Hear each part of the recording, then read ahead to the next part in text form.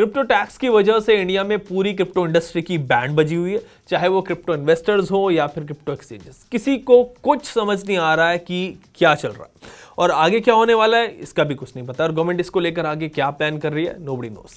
अभी तक तो वैसे ट्रेडिंग वॉल्यूम कम होने का गमी क्रिप्टो एक्सचेंजेस झेल नहीं पा रहे थे और अब फाइनेंस मिनिस्टर निर्मला सीतारमन ने क्रिप्टो करेंसी पर एक बड़ा स्टेटमेंट दे दिया है, जिसकी वजह से इंडिया में क्रिप्टो के फ्यूचर पर इंपैक्ट पड़ सकता है। और क्रिप्टो को लेकर गवर्नमेंट इस वक्त क्या सोच रही है, उससे ये भी समझ आता है। तो आज के इस टेकटॉक वीडियो में इसी की बात करेंगे, जानेंगे गवर्नमेंट ने क्रिप्टो पर अब क्या कह दिया है, इसका क्रिप्टो के फ्यूचर पर क्या इंपैक्ट होगा और कहीं क्रिप्टो इंडस्ट्री को उस डायरेक्शन में तो नहीं लेकर जाया जा रहा है जहां पर क्रिप्टो इंडस्ट्री इंडिया में ऑपरेट करना ही बंद कर दे। सबसे पहले जानेंगे कि फाइनेंस मिनिस्टर निर्मला सीतारमन ने इस बार क्रिप्टो पर क्या कह दिया है, फिर उसके बाद क्रिप्टो के फ्यूचर पर बात करेंगे आदित्य से। साथ ही आपके जो कुछ क्वेश्चंस हैं जो आपने पिछले वीडियो के कमेंट सेक्शन में पूछे थे, वो भी आदित्य से जानेंगे। सो फाइनेंस मिनिस्टर ने क्रिप्टो करेंसी को दुनिया भर के देशों के लिए एक बड़ा खतरा बता दिया है। क्रिप्टो एज इन टेक्नोलॉजी को खतरा उन्होंने नहीं बताया है, बट सीतारमन का कहना है कि क्रिप्टो को टेरर फंडिंग और मनी लॉन्ड्रिंग के लिए इस्तेमाल किया जा सकता है और ये किसी भी कंट्री के लिए, किसी भी देश के लिए सबसे बड़ी कंसर्न है, सबसे बड़ा खतरा हो सकता है। क्रिप्टो पर ये गवर्नमेंट का ओल्ड स्टैंस ही है जो गवर्नमेंट बार बार कहती आई है, दोहराती आई है। सीतारमन ने यह भी कहा कि क्रिप्टो करेंसी से लेन देन करने वाले लोगों पर नजर रखने के लिए ही सरकार ने 30% टैक्स इस पर लगाया है। इससे यह पता चल सकेगा कि कौन कौन लेन देन में शामिल है, किसका पैसा इसमें इन्वॉल्व है। इसके अलावा फाइनेंस मिनिस्टर का यह भी कहना है कि क्रिप्टो रेगुलेशंस पर सभी कंट्रीज को मिलकर साथ काम करना पड़ेगा। सो क्रिप्टो पर गवर्नमेंट का जो स्टैंस है वो एज इज है और इंडस्ट्री के लिए कुछ अच्छी खबर नहीं है। सो फाइनेंस मिनिस्टर का क्रिप्टो पर क्या कहना है, क्या स्टैंड है, वो आपने जाना। और अब क्रिप्टो इंडिया फाउंडर आदित्य से जानेंगे कि आगे गवर्नमेंट क्रिप्टो को लेकर क्या प्लान कर सकती है। हाय आदित्य, सबसे पहले तो ये बताएं कि ये जो सिचुएशन इस वक्त आई है, पहले क्रिप्टो बिल आया, फिर टैक्सेशन पॉलिसी आई, फिर टैक्सेशन पॉलिसी और कॉम्प्लिकेट हुई और फिर ट्रेडिंग जो है वो बंद हो गई। बैंक्स ने एक्सचेंजेस के साथ काम करने को मना कर दिया, करना नहीं चाह रहे, रिलक्टेंट है। तो ऐसे में क्या कहीं धीरे धीरे एक ऐसी सिचुएशन तो नहीं लेकर आई जा रही है जहां पर क्रिप्टो इंडस्ट्री जो है वो इंडिया में बंद हो जाए, ऑपरेट करना ही बंद कर दे? देखिए अयाज जी, मैं ये सोचता हूँ कि टेक्नोलॉजी किसी के लिए रुकती नहीं है और किसी के लिए वेट भी नहीं करती है। वो आपके ऊपर डिपेंड करता है आप कितनी जल्दी उसको अडॉप्ट करो। और अभी जब हम क्रिप्टो स्पेस की बात कर रहे हैं, वेब 3.0 की बात कर रहे हैं, आप देख रहे हैं कितनी तेजी से इसके ऊपर चीजें बिल्ड हो रही हैं, कितनी तेजी से पूरी जो दुनिया है, जो इनोवेटिव कंट्री, जो इनोवेशन में सबसे आगे रही हैं, जिन्होंने इनोवेट करी है चीजों को, वो आज की डेट में इसको अडॉप्ट कर रही हैं। तो यहाँ पर भी इंडिया के अंदर थोड़ा सा हम पीछे हैं, लेकिन कॉशियस होके भी यहाँ पर गवर्नमेंट जो है एट टाइम्स स्टेप लेती है, वो भी अच्छी बात है यहाँ पर। लेकिन बस ये जो स्टेप हैं, इनको आगे लेने में इतना टाइम नहीं लग जाए कि हम वापस यहाँ पर पीछे रह जाएं इस टेक्नोलॉजिकल रेस के अंदर। तो वो ये चीज़ बहुत ज़्यादा यहाँ पर इंपॉर्टेंट है। जिस तरह से अगर देखा जाए ये स्पेस, मतलब this is going to be the future. आने वाले 5 से 10 साल के अंदर अभी हम जिस तरह से क्रिप्टो को देख रहे हैं, ये पूरी मतलब हमारी रियल लाइफ के अंदर, डे टू डे लाइफ के अंदर नॉर्मल बनने वाला है। उससे पहले का ये एक ट्रांसफॉर्मेशन का फेज है, जैसे हमको इंटरनेट का फेज देखने को मिला था।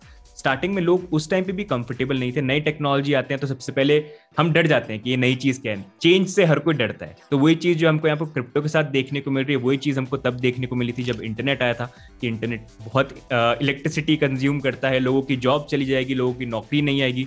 जब कंप्यूटर आया था तब भी डर गए थे कि कंप्यूटर का क्या यूज है, जब हमारे पास इतनी सारी चीजें हैं, कंप्यूटर आएगा तो लोगों के जॉब्स यहाँ पर चले जाएंगे। इनफैक्ट जब कार्स आई थी तो उनके लिए भी बोला गया था कि ये कार्स की क्या जरूरत है, घोड़े अच्छे हैं ना, यहाँ पर उनकी मेंटेनेंस भी इतनी ज्यादा नहीं रहती है और रोड पे वो ज्यादा मेंटेनेंस की जरूरत भी नहीं पड़ती है। तो हर टेक्नोलॉजी के साथ हमको वो चीज देखने को मिलती है। वही चीज करंटली क्रिप्टो के साथ भी हो रही है। एंड अभी भी अगर हम देखें, मैं तो इसको प्रोग्रेसिव देखता हूँ, क्योंकि आज से अगर आप 2 या 3 साल पहले देखते तो इंडिया में तो क्रिप्टो को लेके एक अलग ही माहौल और अलग ही परसेप्शन था गवर्नमेंट का। यहाँ पर मोस्टली ये बोला जाता कि सिर्फ गलत कामों के लिए ही क्रिप्टो को यूज करते थे। आज के डेट में थोड़ा सा प्रोग्रेस हो गया, इतना अच्छा भी नहीं है, अब गैम्बलिंग बोल देते हैं, बट स्टिल आई थिंक वो प्रोग्रेसिव है। अब आने वाले टाइम पे जो टेक्नोलॉजी पार्ट है और जो ये innovation all over the world हो रहा है, आई थिंक गवर्नमेंट वो भी रियलाइज करेगी एंड उसमें कोशिश करेगी कि इंडिया भी कहीं ना कहीं चीज़ों को डेवलप करे और आगे रहे, क्योंकि इंडिया में बहुत अच्छा पोटेंशियल है और ये बहुत अच्छा मौका है जहां पर हम बाकी कंट्रीज से आगे निकल सकते हैं, क्योंकि हमारे पास ब्रिलियंट एंटरप्रेन्योर है और वो पूरी स्ट्रेंथ है हमारी कंट्री के अंदर। बट आदित्य, ये सब बातें हम पिछले 1 साल से सुनते नहीं आ रहे हैं क्या, कि टेक्नोलॉजी रुकती नहीं है, इसके फायदे बहुत हैं, इनफैक्ट ये फ्यूचर है, ऐसा होगा नहीं कि गवर्नमेंट इसको पूरी तरह से बैन कर दे। बट क्या ये बातें गवर्नमेंट नहीं समझती? गवर्नमेंट को भी ये पता होगा कि फ्यूचर क्या है क्या नहीं है। तो ऐसे में पेच कहाँ फंसता है, असल दिक्कत आती कहाँ है? जितना मैं इस चीज़ के लिए आपको बताऊं अयाज जी, जितनी मेरी बात हुई है, जितना मेरे को आइडिया मिला है, ऑल्दो कुछ मीटिंग्स हुई हैं यहाँ पर गवर्नमेंट ऑफिशियल्स के साथ, लेकिन मोस्टली जितना मेरे को बोला गया और मेरे से शेयर किया है कि वो एक तरह से वन डायरेक्शनल ही मीटिंग हुई है, जहां पर ज्यादा जो उनके ओपिनियंस है उनको बेसिकली ये बोला गया कि आप इन क्वेश्चंस के आंसर दो या हमको इस चीज के बारे में आप जवाब दो। एक्चुअल में किस तरह के बेनिफिट्स और चीजें हो सकते हैं उसके ऊपर और बेटर और लेंदी डिस्कशंस हो सकते हैं, जो अभी तक यहाँ पर हुए नहीं है। वो एक चीज है जो मेरे को ये फील हुआ कि इंडस्ट्री के जो स्टेक होल्डर्स है वो भी फील करते हैं। उनको लगता है कि और डिटेल में इसके ऊपर कॉन्वर्जेशन होना चाहिए, ताकि हम इस पूरी स्पेस के अंदर, कोई भी नई टेक्नोलॉजी आती है तो रिस्क भी होते हैं लेकिन उसके बेनिफिट्स भी बहुत ज्यादा होते हैं, तो बेनिफिट्स भी कैसे उसका फायदा उठाया जाए और जो यहाँ पर रिस्क है उसको भी कैसे मिटिगेट किया जाए, इसके लिए इंडस्ट्री का जो कंसल्टेशन है, एक इन डेप्थ अच्छा कंसल्टेशन, सिर्फ ऊपर से नहीं, वो बहुत ज्यादा इंपॉर्टेंट है, जो कहीं ना कहीं अभी मिस कर रहा है। उसके कारण ही हमको इतना जो कंफ्यूजन है यहाँ पर देखने को मिल रहा है। हम बात करते रहते हैं कि क्रिप्टो पर प्रॉपर रेगुलेशंस आने में वक्त लगेगा, टाइम लगेगा, बट कितना टाइम लगेगा? एक क्वेश्चन आया था कमेंट सेक्शन में कि क्रिप्टो पर प्रॉपर जो रेगुलेशंस हैं वो कब आएंगे, एक प्रॉपर फ्रेमवर्क जो है वो कब सेट होगा, कितना वक्त लग सकता है? People are bit worried. यार जी, जितना मेरा एनालिसिस बोलता है, मतलब मेरा ये पर्सनल ओपिनियन है, मेरे को लगता है कि अभी तक कुछ इतना कोई ठोस काम जो है क्रिप्टो ड्राफ्ट के ऊपर हुआ नहीं, क्योंकि एक ही कमेटी बनाई थी और उस कमेटी ने ये रेकमेंड किया था कि क्रिप्टो करेंसी को आप बैन कर दीजिए, लेकिन वहां पर उस टाइम पे हालात डिफरेंट थे। अब हम देखेंगे तो बहुत अलग तरीके से चीजें जो है यहाँ पर चेंज हो गई, स्पेशली कोविड के बाद। अगर हम देखेंगे दुनिया भर में जो अडॉप्शन हो रहे हैं वो बहुत अलग लेवल के हो रहे हैं, तो इसी कारण से हमारे पास जितना मेरे को लगता है कोई अभी प्रॉपर प्रिपेयर ड्राफ्ट जो है वो बना नहीं है।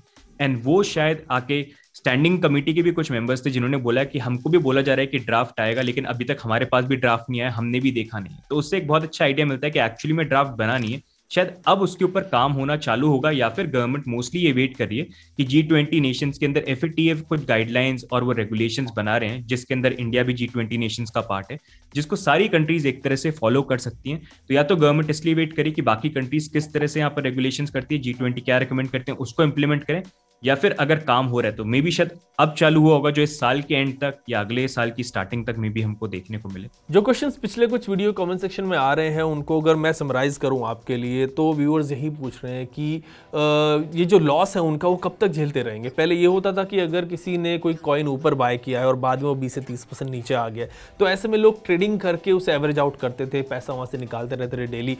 बट अब ट्रेडिंग जो है वो ऑलमोस्ट बंद हो गई है, पोर्टफोलियो रेड में है। तो ऐसे में एक आम इन्वेस्टर, एक आम आदमी क्या करे, कब तक वेट करे? मार्केट का जो आउटलुक है वो क्या लग रहा है?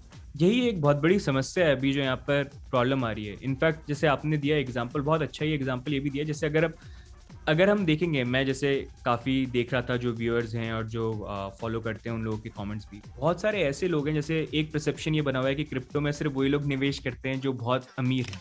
ऐसा नहीं है, आज के डेट में बहुत लोग हैं जिनके पास जॉब के ऑप्शन नहीं है, लेकिन वो क्रिप्टो से किसी तरह से अर्निंग कर रहे हैं, एयर ड्रॉप क्लेम करके, किसी प्रोजेक्ट के लिए काम करके, या डे ट्रेड करके छोटा छोटा 100, 200, 300 रुपये भी कमाते हैं अपना।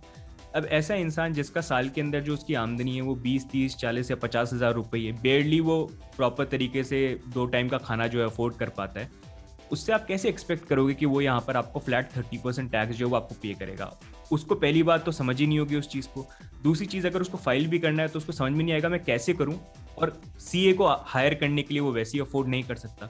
तो ऑटोमेटिकली इतने सारे लोग जो हैं जो वैसे ही टैक्स स्लैब के अंदर नहीं आते हैं, वो ऑटोमेटिकली यहाँ पर टैक्स के डिफॉल्टर्स जो हैं यहाँ पर बन जाते हैं। तो इसी कारण से ये फ्लैट 30% टैक्स भी जो है, जो देखा जाए इन अ वे, अगर 30% लगा भी रहे हैं टैक्स स्लैब के अकॉर्डिंग अगर होता तो थोड़ा सा वो बेटर रहता। डजंट मैटर, जो ऑलरेडी टैक्स स्लैब के अकॉर्डिंग 30% में आते हैं उनको फर्क नहीं पड़ता, लेकिन यहाँ पर जो ऐसे लोग हैं जो जिनकी आमदनी नहीं है, उन पे बहुत ज़्यादा नेगेटिव इम्पैक्ट जो है यहाँ पर बढ़ रहा है, और उनके ऊपर बहुत ज़्यादा प्रेशर यहाँ पर क्रिएट हो रहा है, जो पूरा हमको क्रिप्टो कम्युनिटी के अंदर भी देखने को मिल रहा है। देखिए, जितना मतलब मेरा जो ओपिनियन और मेरा एनालिसिस बोलता है, बहुत ज़्यादा पॉसिबिलिटी है कि अगर हम पास्ट के ट्रेंड देखेंगे तो बिटकॉइन में हमेशा हमको साइकिल देखने को मिलते हैं कि 2 साल का आपका बुल मार्केट होता है जहाँ पर प्राइस राइज करती है, फिर 2 साल का आपका स्लो मार्केट या बेयर मार्केट आप बोल सकते हैं, जहाँ पर मार्केट स्लो डाउन होता है, और उसके बाद फिर से 2 साल का बुल मार्केट स्टार्ट होता है। तो अभी अगर हम पास्ट का जो पैटर्न है उससे कंपेयर करें प्रीवियस हमारे बुल और बेयर साइकिल जो है, उसके अकॉर्डिंग अभी करंटली वही एक मोमेंटम और एक ऐसा टाइम हो गया है जहाँ पर मार्केट काफ़ी ज़्यादा ऊपर की तरफ तेजी से बढ़ा भी, तो अब एक स्लो डाउन का टाइम आ गया, जहाँ पर मोस्टली हो सकता है कि इस साल के अंदर बिटकॉइन की जो प्राइस है वो 28 से लेके $50,000 के बीच में रोटेट कर सकती है। ये साल थोड़ा सा इसी तरह से स्लो चल सकता है, एंड फिर अगले साल के एंड तक मे भी कुछ प्राइस के अंदर जो चेंजेस है वो हमको देखने को मिले। लेकिन उससे ज़्यादा इंपॉर्टेंट ये रहेगा कि all over the world bitcoin और क्रिप्टो करेंसी का जो अडॉप्शन है वो किस लेवल पे हो रहा है, जो अभी काफ़ी फास्ट हो चुका है, और अगर ऐसी कोई पॉजिटिव अडॉप्शन आ जाते हैं तो ये ट्रेंड ब्रेक भी हो सकता है। तो बड़ा इंटरेस्टिंग रहेगा, क्योंकि आज की डेट में जो टाइम है ये काफी चेंज हो चुका है प्रीवियस टाइम से। तो हो सकता है ये पैटर्न्स ब्रेक भी हो जाएं, लेकिन उसके लिए कुछ बहुत बड़े स्टेप्स या बड़ी न्यूज़ जो है अगर वो होती हैं तो वो बड़ी इंपैक्टफुल यहाँ पर जो है होंगी। लेकिन मैं किसी को भी जब रेकमेंड करता हूँ, मैं ये रेकमेंड करता हूँ, आप देखिए कभी भी निवेश करें, चाहे स्टॉक हो, चाहे क्रिप्टो करेंसी हो, चाहे कोई भी हो, कभी भी ये मत सोचिए कि आप बस आज पैसे लगाएंगे कल आप करोड़पति बन जाएंगे। वो सिर्फ सपनों में होता है, रियलिटी में कभी यहाँ पर होता नहीं है। बेस्ट हमेशा ये है कि अगर आप इन्वेस्टमेंट कर रहे हैं लॉन्ग टर्म पर्सपेक्टिव से देखिए, और इन्वेस्टमेंट भी ऐसे करिए कि आप थोड़ा थोड़ा खरीदिए। हर महीने में आप वेट करिए बिटकॉइन में 20-30% का डंप है जो यूजुअली हमको देखने को मिल जाता है। वहाँ पर आपने थोड़ा सा बाई किया, सिर्फ इतना जितना आप अफोर्ड कर सकते हैं। कल को लूज भी होगा तो आपको आपकी लाइफ में इम्पैक्ट नहीं पड़े। फिर वेट करिए अगले महीने जो वापस डंप आए, डजंट मैटर प्राइस क्या है, थोड़ा सा बाई किया, और ऐसे एवरेज आउट करिए और 3-4 साल का पर्सपेक्टिव जो है यहाँ पर करिए। लेकिन मैं फाइनेंशियल एडवाइजर नहीं हूँ, इसलिए आपको ये बोलूंगा खुद की रिसर्च जरूर इस चीज पे आप करिएगा। ये बोलना हमेशा इंपॉर्टेंट रहता है। देखिए मैं यही कहूंगा कि अभी जो टाइम है डेफिनेटली एक टफ टाइम है, एंड ये नई चीज नहीं है। क्रिप्टो करेंसी स्पेस में अगर पहली बार आप फेस कर रहे हो तो वेलकम। ये एक ऐसी चीज है जिसकी आपको आदत डाल लेनी चाहिए, क्योंकि टेक्नोलॉजी में जब भी ऐसे अडॉप्शन और ऐसी चीजें होती हैं तो ऐसे चैलेंजेस, काफी क्वेश्चंस भी आते हैं। अभी मार्केट भी वैसे थोड़ा सा स्लो डाउन है, एंड ये उतार चढ़ाव तो देखिए चलता रहता है। ट्रेडिंग, इन्वेस्टमेंट, ये हर किसी का लाइफ में एक जर्नी रहती है, स्पेशली अगर आप फर्स्ट टाइम ये चीज कर रहे हैं। इंपॉर्टेंट ये है कि यहाँ पर जो भी आपके फेलियर्स होते हैं, जो भी चीज होते हैं, उससे डिसअपॉइंट मत होइए। आप ये चीज रियलाइज करिए कि मैंने क्या क्या गलती करी है, क्या क्या चीजें मैंने इग्नोर करी हैं, और उस चीज पे फोकस करिए और उन गलतियों से सीखिए, अपनी नॉलेज को बढ़ाइए, एंड उस अकॉर्डिंग अपने इन्वेस्टमेंट चॉइसेस जो है आप आगे जाके प्लान करिएगा, ताकि जो पुरानी आपने गलतियां करी हैं आप फिर से नहीं करें। बाकी यहाँ पर क्रिप्टो टैक्स को लेकर और क्रिप्टो की जो सिचुएशन है उसको लेके मैं आपको ये बोलूंगा इन दी एंड, क्योंकि आपका पोर्टफोलियो, आप ये डिसाइड करिए कि अभी जो ये करंटली सिचुएशन चल रही है उसके अकॉर्डिंग आपके पोर्टफोलियो में यहाँ पर क्या बेनिफिशियल रहता है। क्या आपको होल्ड करना चाहिए, क्या आपको सब कुछ सेल करके बाहर निकल जाना चाहिए, ये लॉन्ग टर्म पर्सपेक्टिव से और आपको अक्यूमुलेट करना चाहिए। ये एक चीज है जो कोई भी आपको सजेस्ट नहीं कर सकता। इस चीज का जो आंसर है आपके पास ज्यादा बेटर होगा। ये चीज भी आप प्लान करिए, क्योंकि किसी भी इन्वेस्टमेंट के अंदर प्लानिंग बहुत ज्यादा इंपॉर्टेंट है। क्रिप्टो इंडस्ट्री में प्लानिंग भी बहुत ज्यादा इंपॉर्टेंट है, क्योंकि अगर वो नहीं करेंगे तो डेफिनेटली कहीं ना कहीं एक टाइम आ सकता है जहां पर आप ये चीज को रिग्रेट करेंगे कि मैंने पहले क्यों नहीं प्लान किया चीजों को। ओके, सो इन्वेस्टर्स को बड़ा केयरफुल रहना है, मार्केट को ऑब्जर्व करते रहना है। जो भी अपडेट आगे क्रिप्टो पर आते रहेंगे हम आपके लेकर आते रहेंगे। आदित्य से भी आपके जो सवाल हैं उनके आंसर्स लेते रहूंगा मैं। आज के लिए इस वीडियो में इतना ही। ऐसी और दूसरी क्रिप्टो रिलेटेड वीडियोस के लिए आप बने रहिए हमारे साथ और देखते रहिए जानकार।